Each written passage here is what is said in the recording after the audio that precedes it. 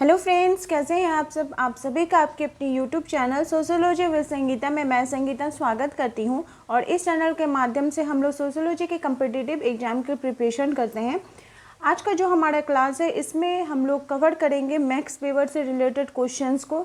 और मॉर्निंग का जो सुबह का 8 बजे क्लास है ये आप लोगों का रिवीजन क्लास हो रहा है, जो कि आपके आने वाले एग्जाम बिहार स्टेट, बीपीएससी और झारखंड सहायक आचार्य के सोशियोलॉजी के सिलेबस में मेंशन है और ये आपको आपके आने वाले एग्जाम के लिए हेल्पफुल रहेगा।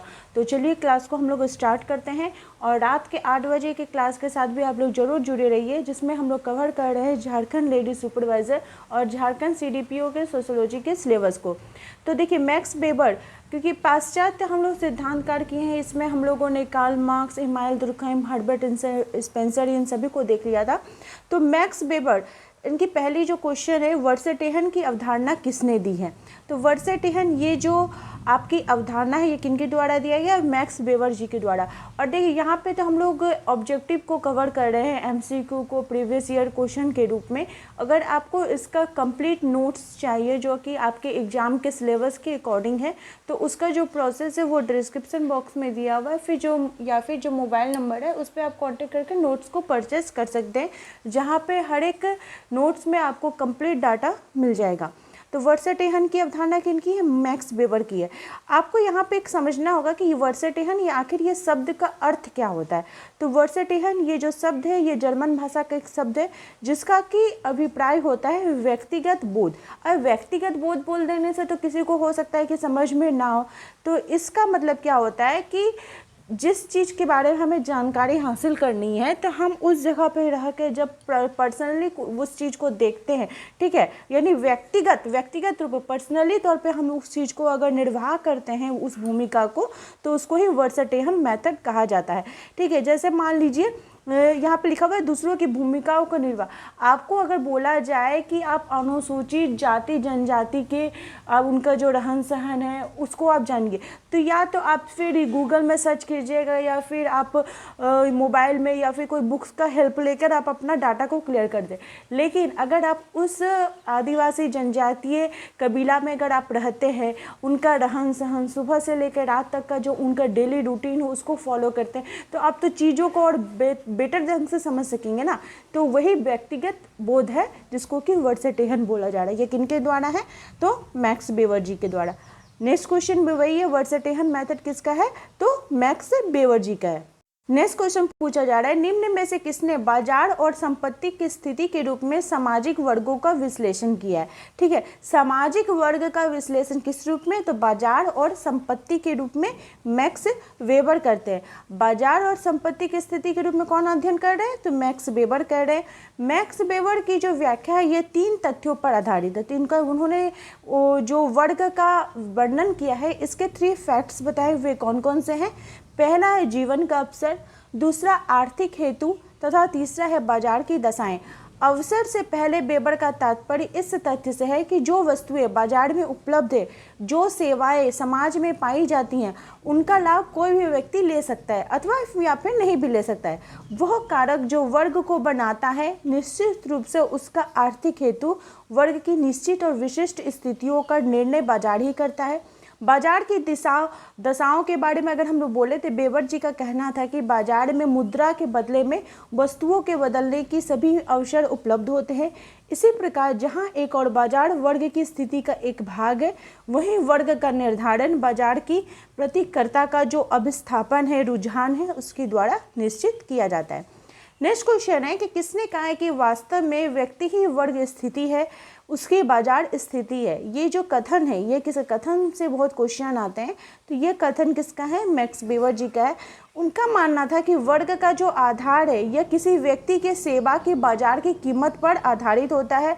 व्यक्ति की जो योग्यता है, शिक्षा का बात का जो निर्धारण है, व्यक्ति खुला जो बाजार होता है, ठीक है, वहाँ पे देखता है कि उसकी जो योग्यता है उस खुले बाजार में, मान लीजिए कि आपके अंतर्गत जो योग्यता है वो किस पर, देखिएगा कि सेवा जैसे प्रदान करना हुआ, डॉक्टर भी क्या कर रहा है, वो अपने जो पेशेंट्स है उनको सेवा प्रदान कर रहा है।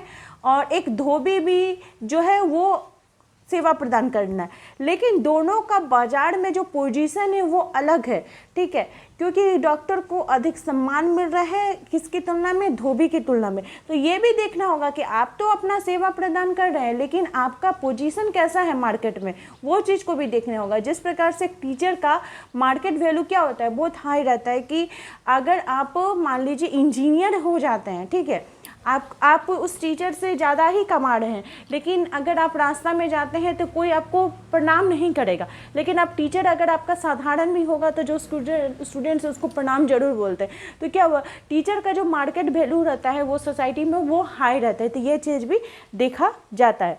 नेक्स्ट है कि मैक्स वेबर के अनुसार नौकरशाही की अभिलाक्षणिक विशेषता क्या है। नौकरशाही, ठीक है, ब्यूरोक्रेसी की क्या विशेषता है, तो यह तार्किक विधिक सत्ता पर आधारित होती है। क्या होती है, तार्किक विधिक सत्ता पर आधारित होती है। क्वेश्चन नंबर 6 पूछा जा रहा है कि मैक्स वेबर के अनुसार तीनों प्रकार के सत्ताओं में निम्नलिखित में किसको एक को छोड़कर वह कौन है। केवल एक को छोड़कर, मतलब तो उन्होंने देखिएगा सत्ता के 3 प्रकार बताए हैं, वे कौन कौन से हैं, तार्किक आधार पर, करिश्माई आधार पर और परंपरागत जो सत्ता है, लेकिन वे धार्मिक की बात वे नहीं करते हैं, ठीक है। ये 3 सत्ता की तो बात करते हैं, लेकिन धार्मिक सत्ता की बात ये नहीं करते हैं। आपको नोट्स में भी मैंने उसमें लिखवाया होगा। नेक्स्ट है कि शक्ति के वैधीकरण का सिद्धांत किसने दिया है। तो शक्ति के वैधीकरण का जो सिद्धांत है यह मैक्स वेबर के द्वारा दिया गया है। मैक्स वेबर जी बोलते हैं कि शक्ति का अर्थ राजनीतिक शक्ति के रूप में लेते हैं। वेबर का मानना था कि सामाजिक संबंधों में व्यक्ति का मतलब उस प्रत्येक अवसर से है जिसमें अपने स्वयं की इच्छाओं को दूसरे के विरोध करने पर भी पूरा किया जा सके। वे कहते हैं कि शक्ति में प्राधिकार का होना आवश्यक नहीं है, परंतु जहाँ पर प्राधिकार होता है वहाँ शक्ति अनिवार्य रूप से होती है। प्राधिकार जो है यह बहुत बड़ी विशेषता इसकी होती है। यदि लोग या समुदाय किसी भी शक्ति को वैध मानते हैं तो वो शक्ति क्या कहलाती है, प्राधिकार शक्ति बन जाती है, ठीक है, ये चीज़ को ध्यान में रखिएगा। नेक्स्ट क्वेश्चन है कि निम्नांकित में से किसने आदर्श प्रारूप को एक विधि के रूप में विकसित किया है। ठीक है, आदर्श प्रारूप, आइडियल टाइप के बारे में कौन बातें करते हैं, तो ये मैक्स वेबर जी बात करते हैं। वे बताते हैं कि उनका प्रयोग था कि वह समसामयिकी दर्शन के मानदंड के अनुसार वे इसको पाते हैं। वेबर जी मानते हैं कि आदर्श प्रारूप की अवधारणा 2 परस्पर विरोधी अर्थों में किया जा सकता है। सर्वप्रथम उन्होंने उनकी जो पुस्तक है the Protestant ethic and the spirit of capitalism, ठीक है, आज का आप लोगों का क्वेश्चन है कि इस बुक का रचना काल क्या है, ये आप लोग जरूर बताइए कमेंट करके, और जिनका भी कमेंट पहले आएगा उनके कमेंट को मैं पिन जरूर करूँगी और नेक्स्ट क्लास में उनका नेम भी जरूर लूँगी। इससे क्या होगा कि आप लोग भी कुछ नया करने को मोटिवेट होंगे और मुझे भी लगेगा कि हाँ आप लोगों ने क्लास को देखा है।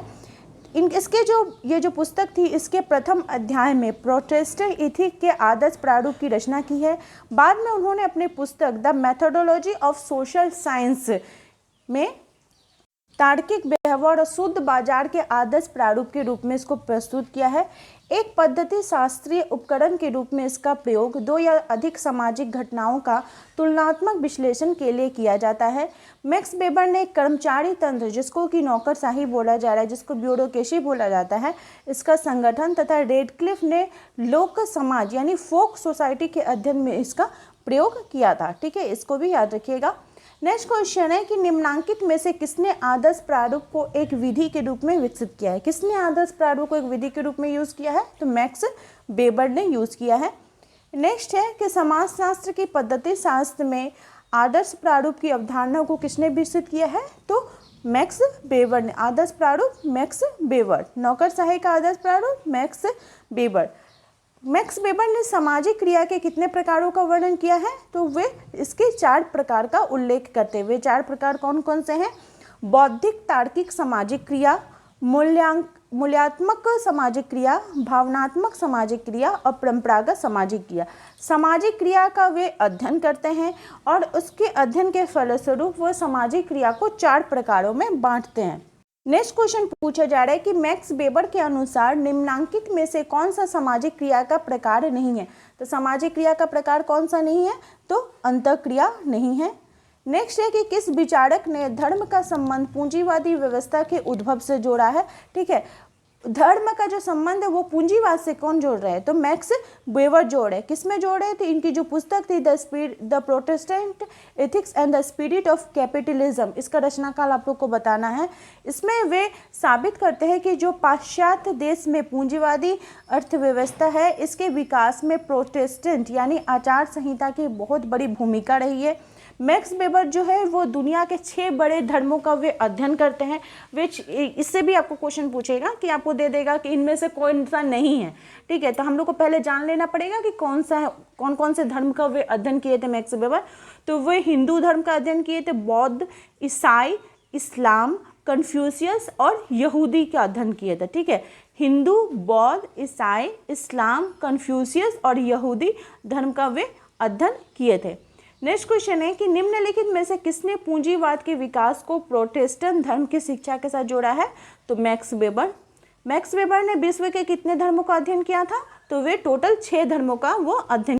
नेक्स्ट क्वेश्चन पूछा जा रहा है कि निम्नांकित में से किसने तार्किकता की 4 प्रकार की विशेषता व्यक्त की है, तो तार्किकता के 4 प्रकार कौन बताते हैं, मैक्स वेबर जी बताते हैं।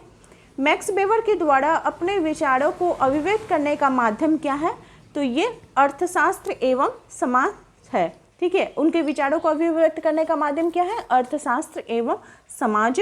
मैक्स वेबर द्वारा अपने विचारों को अभिव्यक्त करने का जो माध्यम है यह अर्थव्यवस्था और समाज है, इकोनॉमी एंड सोसाइटी है। मैक्स वेबर ने मानना है कि किसी व्यक्ति का उत्पादन के साधनों पर संपत्ति पर कितना नियंत्रण है, मात्र इसी आधार पर ही वर्ग निर्धारण नहीं होता है। कोई व्यक्ति किस वर्ग में श्रेणीबद्ध होगा यह इस बात पर भी निर्भर करता है कि खुले बाजार में उसकी योग्यता या सेवा कितनी है, ठीक है। ऐसा बोला जाता है ना कि जब बाजार में अगर आप उपभोक्ता की चीज़ों को जितना यूज़ कर रहे हैं, ठीक है, जितना मतलब आपके पास गाड़ी घोड़ा ये सब जितना ज़्यादा है तो आपके बाजार में जो आपकी पोजीशन है वो हाई है। लेकिन मैक्स वेबर इसका खंडन करते हैं। वे बोलते हैं कि नहीं, ऐसा नहीं है, आपका जो सेवा प्रदान कर रहे सोसाइटी को उसका भी मार्केट वैल्यू कितना है वो भी एक मायने रखता है। नेक्स्ट क्वेश्चन है कि किसके अनुसार अधिकारी तंत्र एक ऐसी प्रशासनिक व्यवस्था है जिसमें सत्ता के सोपान पाए जाते हैं तथा जिसमें प्रशिक्षित वेतनभोगी विशेषज्ञों को असामान्यता मूर्त एवं स्पष्ट रूप से परिभाषित नियमों के अनुसार कार्य करना पड़ता है। तो ये कथन किनका है, तो मैक्स वेबर जी का है। समाजशास्त्र में अधिकारी तंत्र की जो अवधारणा को स्थापित करने का श्रेय किसको जाता है, मैक्स वेबर को जी को जाता है। उन्होंने अधिकारी तंत्र को एक आदर्श प्रारूप के रूप में समझाने का प्रयास किया है। उन्होंने अधिकारी तंत्र को 2 रूपों में परिभाषित किया है। पहला तो उन्होंने बताया है वैधानिक सत्ता के आधार पर।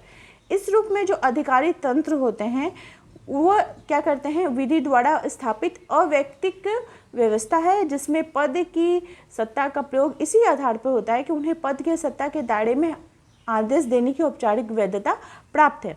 नेक्स्ट है संगठन के रूप में। इस रूप में अधिकारी तंत्र एक सोपान संगठन है जिसकी रचना बौद्धिक ढंग से ऐसे व्यक्तियों को कार्य के लिए की गई है जो बृहत स्तर पर प्रशासनिक दायित्वों तथा संगठनात्मक लक्ष्यों की प्राप्ति करने में लगे हुए हैं। इस क्वेश्चन पूछा जा रहा है कि अधिकारी तंत्र से किन मूल्यों का ह्रास होता है, तो जो अधिकारी तंत्र है उससे परंपरागत मूल्यों का ह्रास होता है।